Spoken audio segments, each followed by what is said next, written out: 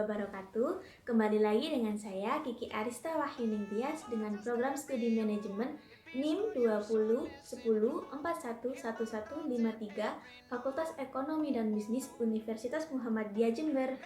Nah, di pertemuan kali ini saya akan menjelaskan tentang hakikat iman, yang dimana mencakup beberapa aspek. Yang pertama yaitu hakikat iman dalam kehidupan sehari-hari. Kedua, hubungan antara iman, Islam, dan amal. Ketiga, karakteristik orang-orang beriman. Dan yang terakhir atau yang keempat, apa yang bisa menghilangkan keimanan dalam diri manusia.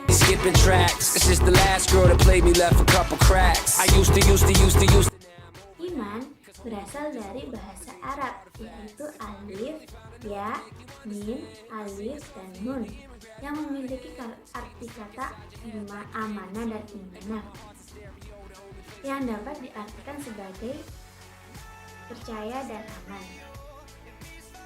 Dari bahasa iman sendiri memiliki dua bahasa, yaitu etimologis dan terminologis, di mana etimologis mengatakan bahwa iman adalah kepercayaan dan ketenangan. Dikatakan ketenangan karena setiap orang yang beriman memiliki ketenangan dalam hatinya dan kedamaian. Pasalnya, mereka beriman kepada Allah Subhanahu wa Ta'ala. Sedangkan makna terminologis menjelaskan bahwa iman ialah mempercayai segala sesuatu yang tidak terlihat dan kasat mata. Maka dalam agama juga menjelaskan bahwa iman memiliki sifat ilahiyat dan samiyat, yang artinya ilahiyat adalah ketuhanan, sedangkan samiyat itu yang hanya didengar atau berita yang turun dari langit, seperti contoh Al-Quran. Al-Quran beserta isinya adalah termasuk berita-berita dari langit, di mana makna dan artinya sangat jelas dan fakta. Jadi, iman adalah pokok agama yang mempercayai tentang keyakinan hati. Seringkali kita menyebut bahwa iman itu mencakup 6 rukun, yaitu rukun yang pertama adalah iman kepada Allah, yang kedua iman kepada para malaikat Allah, yang ketiga iman kepada kitab Allah, yang keempat iman kepada Rasul, yang kelima iman kepada hari akhir, dan yang keenam atau yang terakhir ialah iman kepada qada dan qadar atau takdir.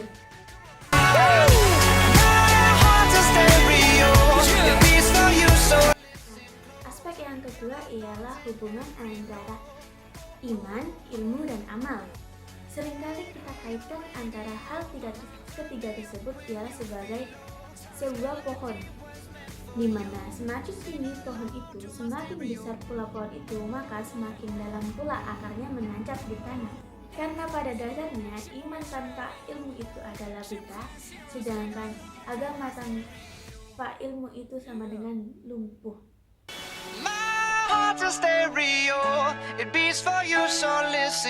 Nah, yang ketiga adalah karakteristik orang yang beriman. Yang pertama, 1. Punya rasa takut terhadap Allah Subhanahu wa Ta'ala. Jadi kita dianjurkan untuk mempunyai rasa takut untuk berbuat kejahatan, seperti misal kita ingin berbuat maksiat. Jadi kita harus menghindarinya sebisa mungkin dengan mengingat Allah Subhanahu wa Ta'ala. Karena pada dasarnya di setiap hati yang memiliki Allah, maka ia akan takut melakukan hal-hal yang buruk atau mengakibatkan keburukan bagi kehidupannya di masa depan. Nah, yang kedua, khusyuk saat melaksanakan sholat. Nah, ini bagi umat muslim, orang-orang yang beriman, selain melaksanakan ibadah sholat, hati mereka juga harus khusyuk atau bersih dari pikiran-pikiran yang mengenai duniawi. Jadi, saat kita melaksanakan ibadah sholat, maka tujuan kita hanya tertuju kepada Allah Subhanahu wa Ta'ala, di mana otak, hati, dan pikiran itu terfikir hanya kepada Allah. Dan yang ketiga ialah menjauhkan diri dari kegiatan-kegiatan yang sia-sia, Seperti contoh bermain sampai lupa waktu untuk melaksanakan ibadah, lalu kita berfoya-foya dan melupakan zakat, dan kita dan melakukan kegiatan-kegiatan yang tidak berguna lainnya seperti berjudi atau ke klub malam, itu juga tidak berguna atau perbuatan yang sia-sia. Dan yang keempat ialah senang mendengarkan bacaan Al-Quran. Jadi, ciri-ciri orang yang beriman juga sangat apabila mendengarkan lantunan-lantunan ayat Al-Quran, hati mereka akan tenang dan damai. Dan yang kelima adalah menunaikan zakat. Jadi, zakat ini ditentukan pada waktu puasa atau satu hari sebelum Idul Fitri. Jadi bagi mereka yang beriman, mereka juga wajib menunaikan ibadah zakat.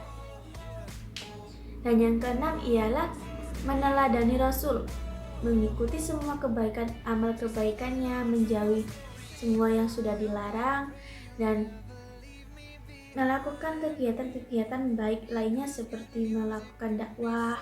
Itu juga sama saja seperti meneladani sifat-sifat Rasul. Yang ketujuh adalah tawakal. Tawakal adalah menyerahkan diri segala sesuatu urusan hanya kepada Allah Subhanahu wa Ta'ala. Dan yang kedelapan adalah sabar. Sabar ini bukan hanya sabar menghadapi sebuah ujian, tapi juga menghadapi semua masalah yang ada di dunia ini. Baik kita sabar menghadapi kekurangan, kita sabar menghadapi teman, kita sabar menghadapi tantangan, dan kita sabar menghadapi cobaan. Yang kesembilan, mempunyai akhlak yang baik. Dan yang terakhir, selalu bersyukur. Nah, hal paling bersyukur ini adalah hal yang penting bagi hidup kita. Jadi, saat kita berpergian, tiba-tiba dompet kita hilang, apa yang harus kita lakukan? Bersyukur, ya benar, kita harus bersyukur. Karena yang hilang hanya dompet dan isinya, sedangkan harta benda kita yang lainnya kita tinggalkan dan di rumah, dan itu juga masih aman. If I was just another dusty record on the shelf, would you blow me off and play me like every... Aspek yang terakhir, yaitu apa yang bisa merusak dan menghilangkan keimanan dalam diri manusia.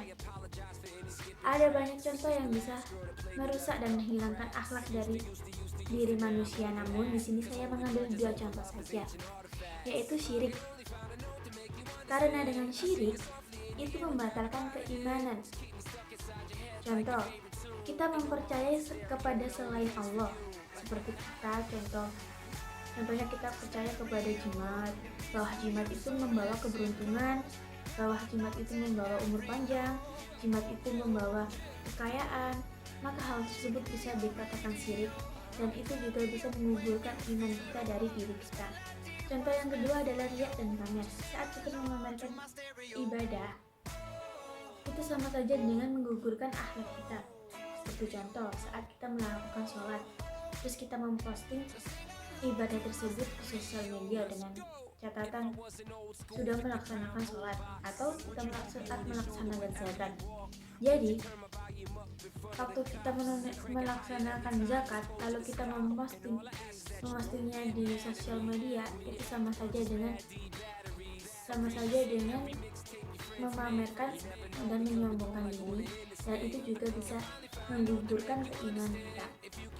Menurut saya pribadi, ibadah itu adalah ketenangan hati, di mana amal ibadah kita yang cukup tahu itu hanya diri kita sendiri dan Sang Pencipta atau Allah Subhanahu wa Ta'ala.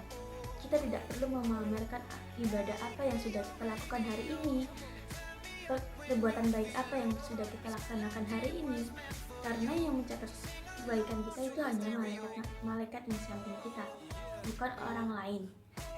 Kalaupun ibadah hanya untuk dipuji, lebih baik tidak usah melakukan ibadah tersebut, karena hakikatnya ibadah tersebut hanya akan menjadi sia-sia, karena tidak ada ketulusan hati di dalamnya untuk melaksanakan, melainkan hanya untuk menyombongkan diri dan dipuji oleh orang-orang di sekitar, agar kita mendapatkan seperti gelar kebaikan di mata orang tersebut.